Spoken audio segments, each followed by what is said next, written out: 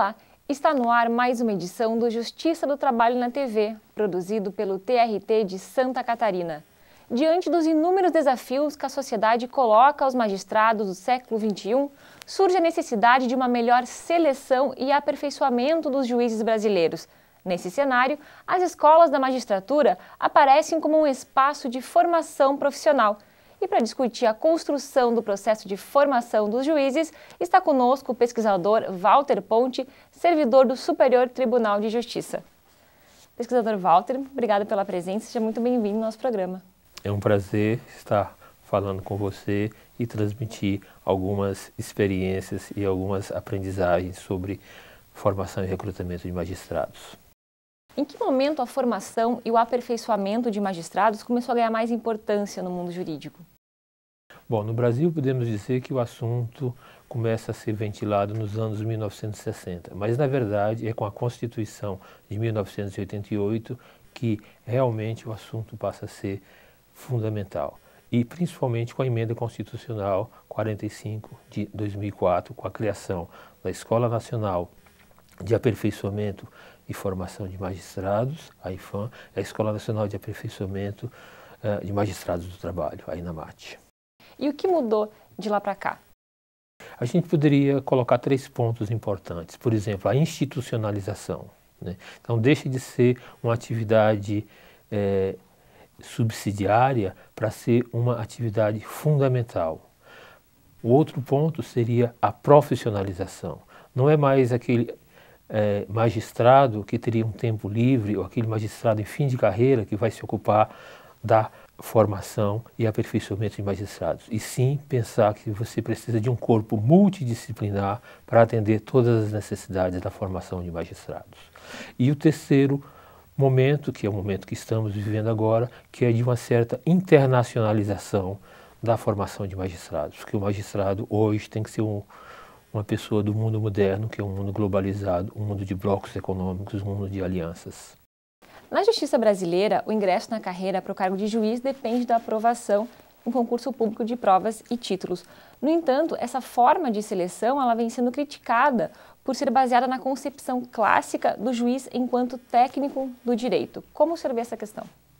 Bom, a questão pode ser abordada de um lado positivo e de um lado negativo. O lado positivo é o lado da meritocracia. O concurso público é uma ferramenta eminentemente meritocrática, ou seja, seleciona os melhores.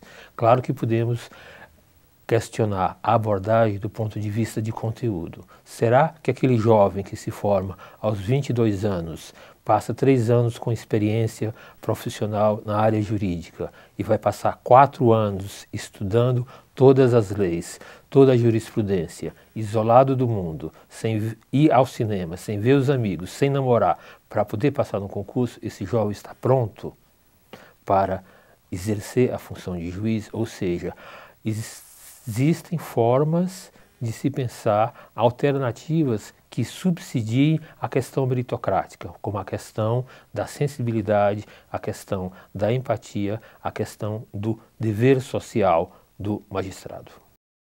E a aprovação no concurso para a magistratura, na verdade, é o começo aí de uma nova jornada para o mais novo juiz, né? Porque se começa aí uma série de atividades que antes ele não exercia, né? Nesse sentido, a gente tem que entender os processos de cada país e, assim, os estudos comparativos são muito ricos. Quando se compara, por exemplo, a experiência de Portugal, que influenciou muito a nossa cultura jurídica, o jovem, ao ser aprovado no concurso, ele ganha o status de auditor de justiça. Ele é um funcionário do Estado, ele recebe 80% do salário e ele passa a ser um estudante profissional a tempo completo, com supervisão constante de magistrados. Em nenhum momento ele exerce a atividade típica do juiz, mas ele aprende a parte teórica e a parte prática acompanhado com o juiz. Então é interessante pensar que cada país, que cada realidade social precisa de um tipo de formação, de um tipo de concurso de ingresso e um concurso de efetivação.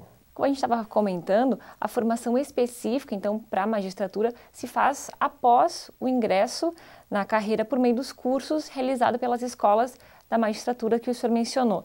Mas já não seria o caso de existir um preparatório voltado à atividade antes do ingresso do juiz na magistratura? Esse é um ponto polêmico. Alguns estudiosos criticam essa falta de oportunidade igual, porque se uma pessoa tem a oportunidade de fazer o curso preparatório, ele entra em desigualdade ou com mais vantagens na competição em relação ao outro. E a gente tem que pensar também que em outros países há outros modelos, há os modelos de eleição, há os modelos de escolha, né? Então, como eu disse anteriormente, cada país, cada realidade requer um tipo de recrutamento, um tipo de formação, um tipo de aperfeiçoamento. Então é muito rico esses estudos comparativos, porque você tem a história do país, as tradições dos países, conformando, dando um rumo para a própria questão do recrutamento, a questão da formação e a questão do aperfeiçoamento. Inclusive, a gente às vezes se espanta, mas os juízes estaduais americanos são eleitos por 4 ou 6 anos. Fazem propaganda, recebem doações, colocam outdoors e a população escolhe e também, em casos graves, podem retirá-los do cargo de juiz. Então a gente tem que sempre estar pensando, que realidade? Nós estamos falando da realidade de Santa Catarina, escolher um juiz de Santa Catarina pela escola de formação do magistrado do trabalho em Santa Catarina, com certeza deve ser bastante diferente da escola de formação do trabalho de um estado do Nordeste, por exemplo. Pesquisador Walter, a gente vai chamar o nosso primeiro intervalo. Nós voltamos em seguida.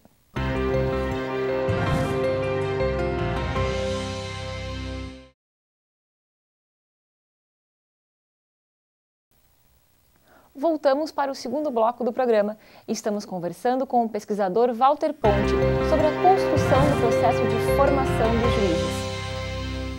Pesquisador Walter, o ingresso na carreira da magistratura é cada vez mais cedo, fazendo com que haja uma perspectiva profissional bastante longa. Isso deve ser considerado quando o assunto é formação do magistrado? Sim, porque, como eu dizia antes, existem modelos diferentes, né? Em outros países, o ingresso pode ser com idade bem mais avançada, porque se exige uma experiência profissional de longos anos e uma reputação muito bem estabelecida na comunidade. Então, o juiz, nesse caso, ele é escolhido, ele não passa por concurso. Então, ele pode ter uma idade muito mais avançada, com uma bagagem de experiência muito sensível. A gente pode pensar, será que um jovem que acabou de se formar, fez os 3 anos de experiência jurídica, passa no concurso, será que ele teve experiência de vida do que significa, por exemplo, uma separação, o nascimento de um filho, a morte de uma pessoa querida, um drama de uma falência empresarial? Então, são vivências de vida que, de certa maneira, apontam contra essa urgência da idade precoce. Por outro lado, esse problema se coloca também em termos de carreira, né?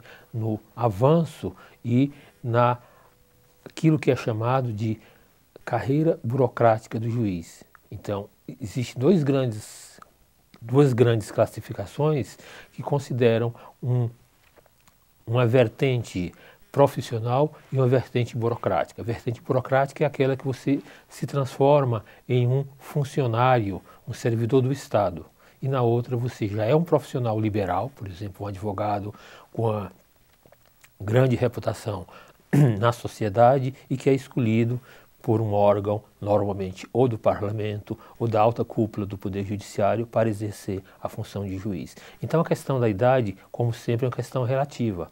Claro que hoje os jovens têm uma grande capacidade de absorção e de domínio de conhecimentos técnicos e conhecimentos que são disponíveis, né, na internet, por exemplo. Mas, por outro lado, talvez falte a vivência, o amadurecimento de situações reais da vida, por exemplo, diante das necessidades do outro, se colocar no lugar do outro. As divergências que temos em nossa sociedade por conta dos grandes abismos de condições de vida, de oportunidades, inclusive de trabalho, né, com o desemprego, por exemplo, faz com que o jovem juiz tenha que ter essa vivência. Ele não pode ser uma pessoa isolada desse contexto social. Ele não é um ser extraterrestre. Uhum.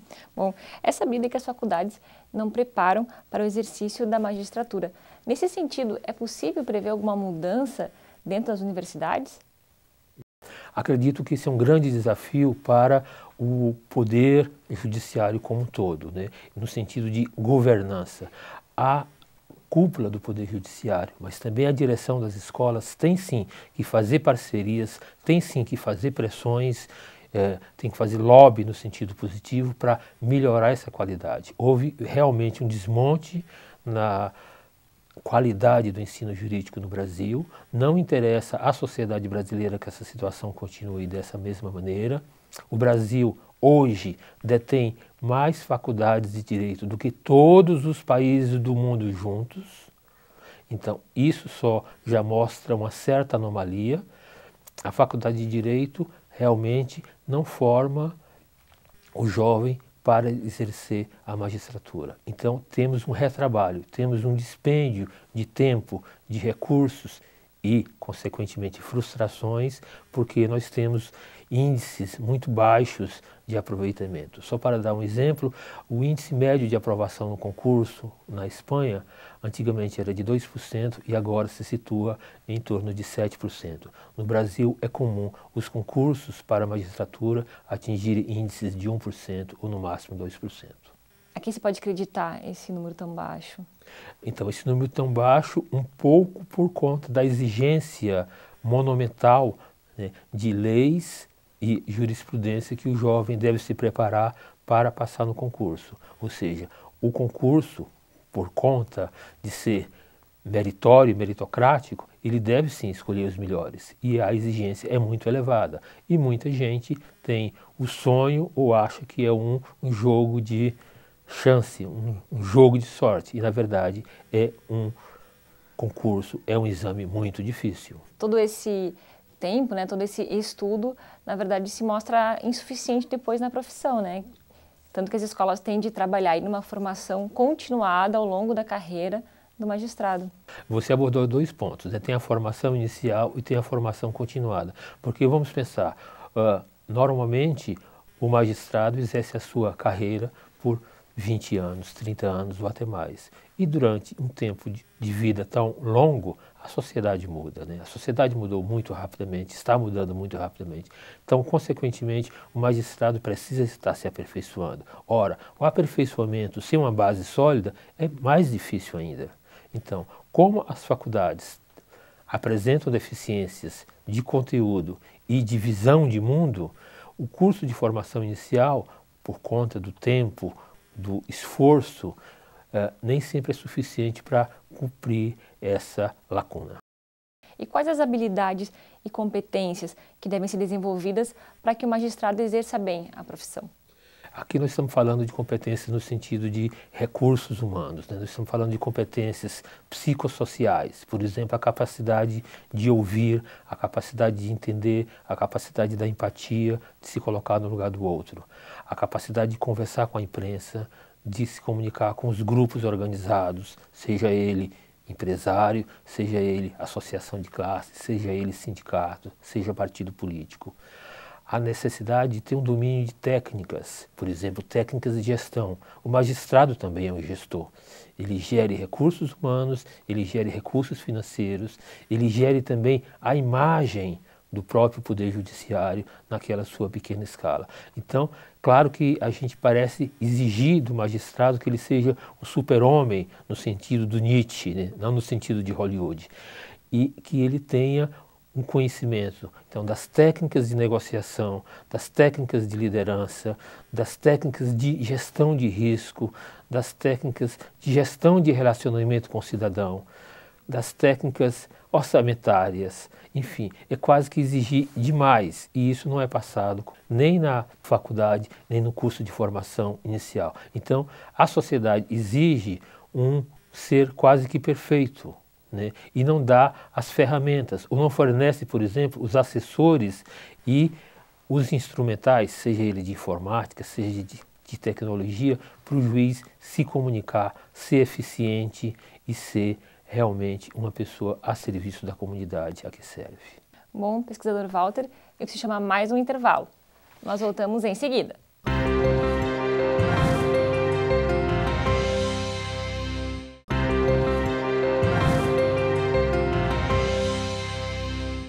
voltamos para o último bloco do programa. Estamos conversando com o pesquisador Walter Ponte sobre a construção do processo de formação dos juízes.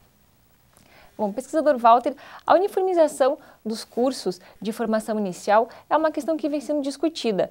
Partindo da ideia de que o país tem realidades muito diferentes, como o senhor avalia essa iniciativa? É boa, ruim? Olha, o Brasil é um Estado federativo, então os Estados têm uma certa autonomia. Ao mesmo tempo, claro que nós temos a Constituição e temos leis federais que aplicam a todos os Estados. Então, claro que deve ter um mínimo de padronização, porque não podemos ter um juiz com qualidade 10 e um juiz com qualidade 1. Então, esse ponto tem que ser realmente um balanço entre as necessidades do país como um todo e as necessidades regionais e locais. Mas acredito que o balanço deve estar sendo procurado pelas escolas, junto com as outras estruturas do Poder Judiciário, como o próprio Conselho da Justiça, Conselho da Justiça Federal, os conselhos permanentes de diretores da escola, que são as redes, que é uma das grandes inovações no sentido de aprimorar cada vez mais esse processo de recrutamento e formação de magistrados. Outro ponto importante, então, na questão do aperfeiçoamento dos magistrados, diz respeito à formação humanista. Diante disso, qual a melhor metodologia a ser aplicada? Bom, a metodologia que tem sido aplicada com bastante sucesso é a metodologia de estudo de caso, né? Um pouco a partir da ideia da medicina baseada em evidências. O estudo de caso transmite uma experiência, uma vivência, uma verdadeira simulação muito real. E essa visão humanística se adquire, sim, com a literatura, com o cinema, com a arte. É impossível pensar que um juiz não conheça as obras de arte clássicas da literatura mundial e nacional, que não conheça as grandes obras do cinema, que não conheça as grandes obras das novas formas de arte, inclusive as formas digitais, as mídias digitais, com novas formas de expressão. Então o juiz deve tentar, sim, estar antenado com o seu tempo. E novo tempo significa novas formas de arte. Não precisa ser só a arte clássica do Renascimento. E conhecer também as artes modernas, a dança, a escultura, a arte popular. E isso contribui para o enriquecimento da visão de mundo do juiz. Além de julgar e de ter todos esses conhecimentos que o senhor mencionou agora, o juiz tem um novo papel, que é o de gestor da unidade judiciária, também o senhor mencionou anteriormente, e também o de conciliador. A partir disso, como pensar a formação dos magistrados para que ele possa exercer esses outros papéis dentro da magistratura? Então, eu entendo que a ênfase sai cada vez mais do juiz teoricamente neutro, imparcial, como aquele juiz que se coloca na situação real, concreta, e tenta fazer uma interpretação de acordo com as necessidades das pessoas envolvidas. Ele não está julgando um processo em papel, ele está julgando a vida das pessoas, e essas pessoas têm realidades sociais diferentes. Claro que isso é mais uma exigência colocada em relação ao juiz. E a formação e o aperfeiçoamento do magistrado tem que levar isso em conta, sim. Essas novas demandas. O juiz não está lá para provocar crise ou conflito, ele está numa situação de tentar solucionar ou diminuir o máximo conflito. Então as técnicas de mediação, de arbitragem, têm que sim ficar em primeira cena e não ficar como última opção. E a gente tem que mudar a nossa concepção cultural. Primeiro recorremos ao judiciário. Não, talvez recorrer ao judiciário seja a última oportunidade, a última chance. Vamos tentar primeiro o diálogo, a mediação, a arbitragem, o intermédio de pessoas acreditadas e respeitadas na sociedade para resolver nossos pequenos conflitos. Eu não posso brigar com você por causa de um cão, ou de um gato, ou de um pequeno arranhão no seu automóvel e levar isso para o judiciário resolver. Temos que ser adultos e civilizados o suficiente para, como cidadãos, resolver isso entre nós mesmos e levar para o judiciário somente aqueles casos sérios, profundos e de grande impacto na vida de todas as pessoas. E como que o senhor avalia o Brasil, se comparado a outros países como a Alemanha e a Espanha, por exemplo, quando o assunto é a formação de magistrados? Bom, os três países têm realidades muito diferentes, inclusive a formação de magistrados. Por exemplo, a formação de magistrados na Alemanha é quase que exclusivamente de responsabilidade do sistema universitário, que tem origem, né, no século XVIII e XIX. Então a formação, inclusive humanística, é dada pela universidade. O juiz na Alemanha, que também é um Estado federativo, ele passa por um exame, na verdade por dois exames nacionais, um quando termina o curso e outro ponto interessante, é que a formação é comum. Qualquer carreira do direito, né, o advogado, o procurador, o magistrado tem uma formação em comum, que inclusive ajuda muito o diálogo, porque eles têm a mesma linguagem comum, eles têm os mesmos processos mentais construídos durante esses anos de faculdade. Então, só depois desse primeiro exame e só depois de uma vasta experiência é que o jovem pensa que está em condições de se submeter ao segundo exame nacional. Esse é o caso da Alemanha, né? Agora, é interessante pensar que a Espanha tem um sistema de provas muito forte. Por exemplo, o juiz tem que dominar 350 temas, né? A ementa do concurso é pesadíssima, né?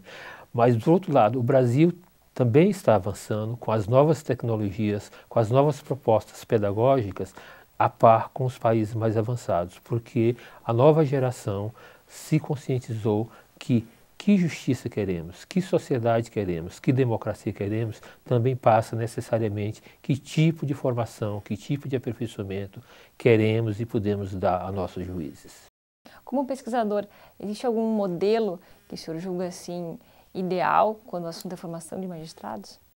Eu acredito que nós estamos construindo esse modelo, né, a partir de nossa realidade, mas é sempre bom fazer estudos comparativos, fazer estudos que incorporem boas práticas, boas ideias que tiveram sucesso em outras realidades e permitir esse intercâmbio, como são as redes de juízes a nível local, por exemplo, a rede de escola de governo, onde as escolas da magistratura fazem parte, a rede ibero-americana de escolas judiciais, ou inclusive as redes mundiais, como a Organização Internacional de Formação de Juízes.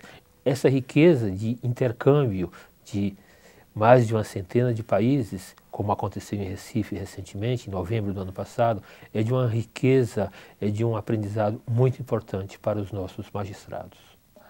Pesquisador Walter, o nosso tempo chegou ao fim e gostaria de agradecer muito a participação do senhor no nosso programa. Eu agradeço e estou à disposição. Como disse, sou servidor, estou aqui para servir. Muito obrigada. Hoje conversamos com o pesquisador Walter Ponte sobre a construção do processo de formação dos juízes. Nos vemos no próximo programa. Até lá!